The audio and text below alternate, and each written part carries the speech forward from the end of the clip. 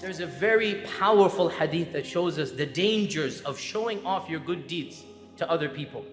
And that is the hadith reported in Bukhari and Muslim, in which we learn that the very first people who will be called to task on the Day of Judgment, and the very first people who will be rewarded or punished on the Day of Judgment, will be the Hafidh of the Quran, the martyr, the shaheed, and the one who gave of his money all the time for the sake of Allah. These are the first three people whom Allah will call in front of Him. And as everybody is looking at them, they will think Allah is honoring them, Allah is rewarding them, Allah will give them the first share of the pie of Jannah.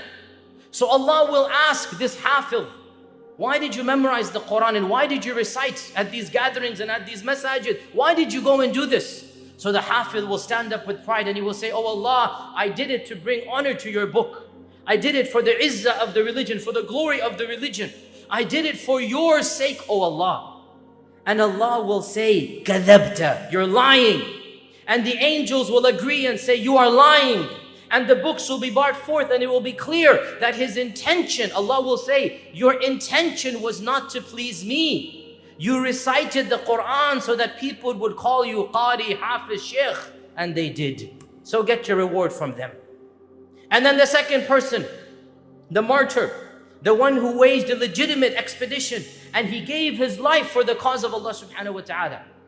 He will be asked, why did you spend your life in the way of Allah?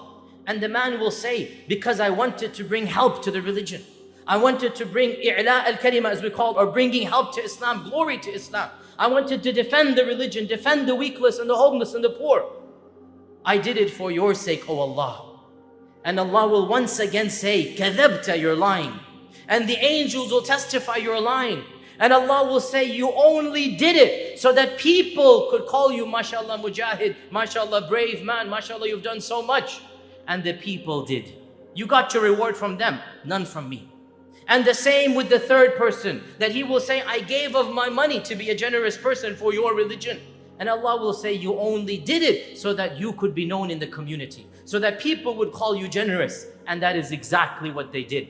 And then Allah will punish these three in front of all of the creation, and they will be the very first people to enter the fire of hell, wal-iyadu billah.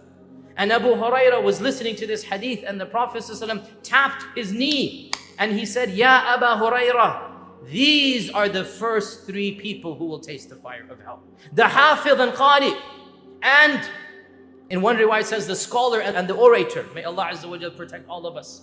And the one who is a shaheed, the martyr. And the third one is the one who is generous. Why? Because their intentions were not correct. They had this mixing of intentions. They wanted to show off their deeds. And imagine, brothers and sisters, imagine the fate of the person. He's doing good his whole life, and he thinks he's going to meet Allah with all of this good. And then he is told, you didn't do it for my sake. You did it for your own ego. You did it to inflate your own prestige on the people. Why are you wanting me to reward you when you didn't do it purely for my sake? Imagine the fate of that person. And therefore, brothers and sisters, we need to make sure we are not that person. We are not that person on the Day of Judgment who is told you wasted your whole life and all of your deeds will be thrown back at your face.